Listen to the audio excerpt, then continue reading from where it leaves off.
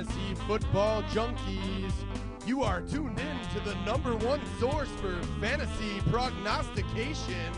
It's Testosterone Fantasy Sports with your hosts, Jeff and Jesse. So listen up. Here's your chance to gain the edge over the competition and dominate your fantasy football league. Every week we break down all of the matchups and tell you who to play as well as who should ride the pine.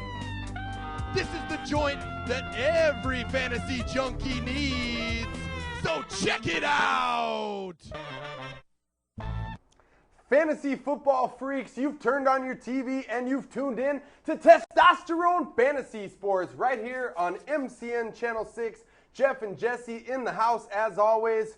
Jeff, the second preseason show going down. Yeah, man, it's great. Happy to be here. It is the preseason, and so we are still working our way into regular season form, just like all the players out there in the NFL getting ready to put their best foot forward when it comes to being in the spotlight when the season begins in early September. I'm excited as can be, Jesse. I know you are too. Absolutely. We've had a chance to see a couple preseason games played by every NFL team. By the time this show airs on Saturday night, another set of preseason games will be in the books. And the preseason games, although your fringe NFL fans don't really pay too much attention, they're kind of bored by those games. We here at Testosterone Fantasy Sports scour those games. We pour over all of the footage, watching all of the players, seeing what happens in those games, Jeff, because those games can give us a glimpse into some of the things that might be about to unfold as the fantasy football season approaches. Yeah, most definitely. I mean, there's position battles going on all around the NFL, so when you get a chance to watch some of the later minutes in the early preseason games, you really get a chance to see who's hungry and wanting to earn a spot in the starting roster. We've seen several players really step forward, guys really working hard, some guys with good talent who we may have forgotten about due to injury, this and that and the other. And so it's been very interesting to watch this season. And that's why we love to do what we do, Jesse, because it gives us the need to watch four full quarters of preseason football. Right. My wife thinks I'm crazy, but really the people that are crazy are the guys plunking down their hard-earned cash in a fantasy league who aren't paying attention to that stuff, because, Jeff, there are things happening on a constant basis in these preseason games, in practices. There are developments going out there that a lot of owners are just blind on when they walk into their fantasy draft. So that's what we're here to do on this show. Later on in the show, we're going to be breaking down half of the NFL teams, talking to you about some camp battles, developing news stories, those kinds of things. Right now, we're going to touch on some injury information and whatnot. So if you've been sleeping, if you've been lackadaisical, you need to pay attention right now. You've tuned into Testosterone Sports right here on MCN6, and you can also check us out online at testosteronesports.com, because the people at home, Jeff, they need to be informed in order to win. Yeah, that's right, and not everybody's going to be able to make it to their couch to watch our show every single Saturday night. We know that many of you will. But there's going to be several out there who don't make it. Well, fear not, brethren. Go online. You can watch our show from start to finish to get all the insight that you need to be in the know, so to speak, when it comes to fantasy football. So we're covering it. We're doing all the homework, and we're here on an interactive level, continuously doing the chat. Come on in there. Let's talk about position battles.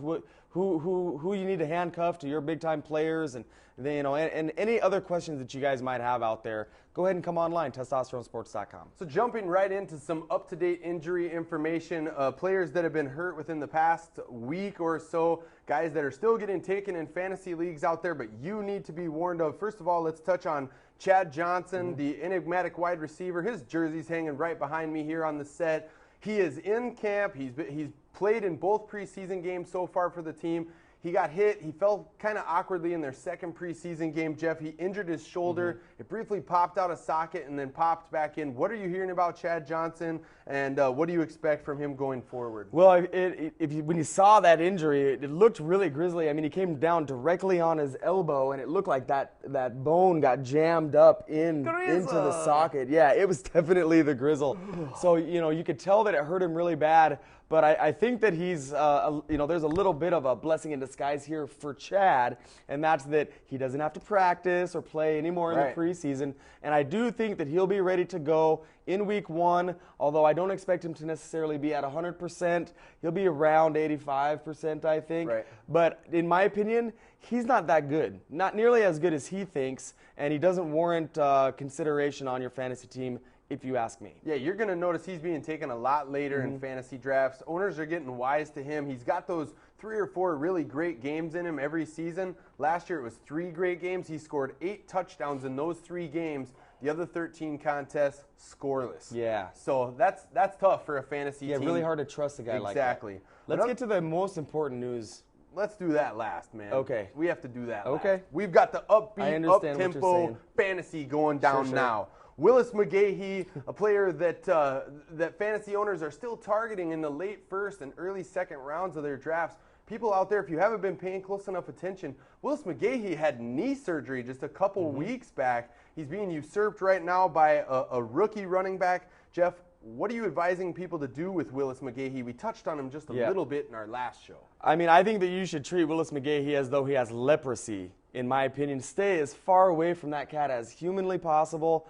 I don't think the Ravens have any good receiver or passing game at all this season. Very inexperienced at the quarterback position. No good playmaking targets at wide receiver. They do have a tight end, but that's not going to be enough to open up space for the running game. And not only that, but they did lose Jonathan Ogden, their left tackle of 14 seasons. Right. He retired, and I just don't think there's going to be much room for those guys to run. Now, they do have a decent rushing scheme, but you're going to have a hard time trying to determine which running back to play in this backfield. I like McGahee's tenacity and his ability to come back from the injury, the hard work. Right. But Ray Rice has got a little bit of a touch of Maurice Jones-Drew to him. I agree. At 5'8", he's a smaller back that defenses are going to lay off of, and then he's going to surprise them. So really, for me, someone else might win with those guys in my league. The risk is too great for me. I'm going to win with other players. Yeah, Willis McGahee is a high risk for diarrhea of the mouth. The guys around the team are kind of distancing themselves from him right now. So he's a player that I'm definitely distancing myself from as far as fantasy play goes. A big story, Jeff, going on in the preseason so far has been the tailback position down in Miami. Ronnie Brown was popping off for fantasy owners last year, looking absolutely great in Cam Cameron's scheme down there. Gone is Cam Cameron. Gone is the natural ACL that Ronnie Brown had in his knee from the time he was a baby, replaced by a piece of the ligament from his hip or something like that, and also replaced in the lineup right now by Ricky Williams. Yeah, and to me, that's a pretty smart, and albeit a bold move by Bill Parcells and the coaching staff in Miami. I like it because these two backs really pair very well together, and in my opinion, it seems like Ricky a little too old to be the primary featured back anymore. Ronnie Brown coming off the ACL, he's not going to be able to sustain the rigors of a full season being featured. So I think they're going to work really well together. And by having Ricky be the number one guy, you're going to allow Ronnie Brown to kind of ingratiate himself slowly back into the rhythm of the NFL game and really get his feet under him, which is what you want to see out of a guy rehabbing an injury like that. Yeah, Ricky hasn't started more than 3 games since 2003. Even in Canada? Yeah, I think he got hurt pretty quickly up there too. So Ricky is definitely the top guy on the depth chart. That doesn't necessarily mean you should be spending more money for him at your auction or drafting him early in drafts. I think what it means more than anything is this backfield is going to be a committee backfield, as we've been talking about for a while. Oh, yeah, most definitely. It's going to be a committee on that team. So, injuries are such an important part of the NFL season that if one guy goes down, the other guy is going to be more valuable. I guess I think it's best to stay away from both these players. Still, however, I get the sense that the opposite of in Baltimore, they might be able to get that rushing game going just a little bit this season, and that's more of a testament to Bill Parcells than anything. Right. Touch real quickly, Jeff, on the hernia suffered by Kevin Curtis, the #1 or supposed #1 wide receiver for the Eagles. Donovan McNabb targeted Curtis more times last year than any other wide receiver. He had a couple big games. Is this a key loss for the Eagles or for fantasy owners?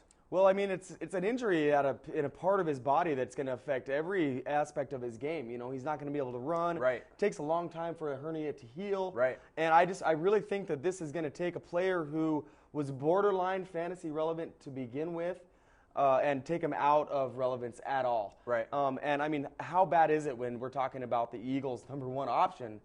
You know, it's pretty bad. Yeah, exactly. And Reggie Brown is now going to be their #1 option. Reggie Brown had a pretty dismal season last year. Doesn't do a whole lot for me. He's real unsexy as far as a fantasy play goes. One name that's starting to surface a little bit there is the rookie Deshaun Jackson. Ran a real fast 40 time at the combine.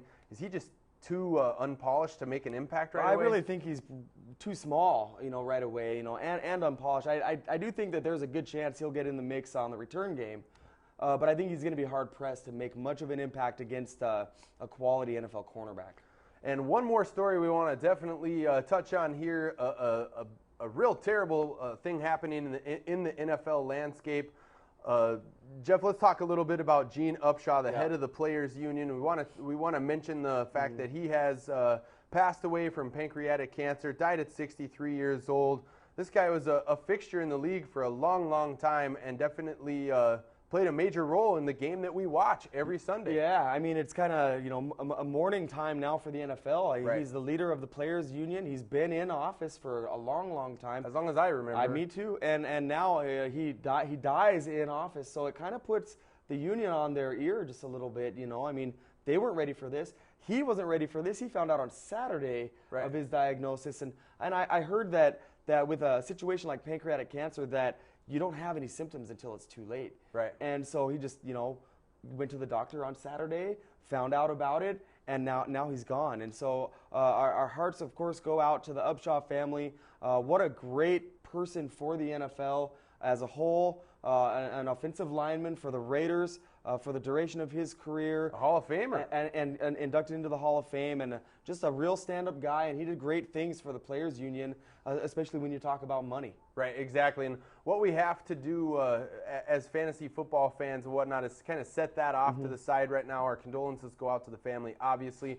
But, Jeff, what do you think this is going to do? Because here in 2 more seasons, we've got an uncapped year that's looming out there as far as salary cap goes. And now the head of the Players Union is disbanded. Are you at all worried that there could be a rocky time here between the players and the league? I think that's a small concern right now.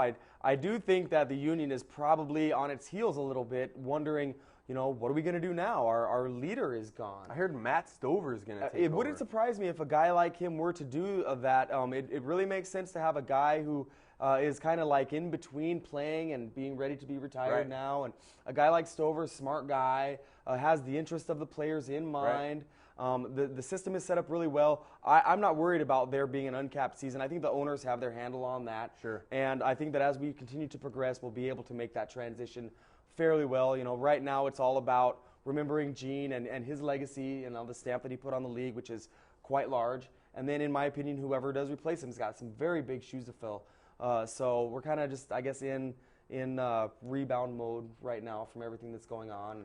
Well, if you're just joining us, you are tuned in to Testosterone Fantasy Sports now. You have tapped into the proliferation of information, and it will continue right after this. We're going to show you some clips from training camp. You're tuned in, locked and loaded, TFS. You're so clever, man.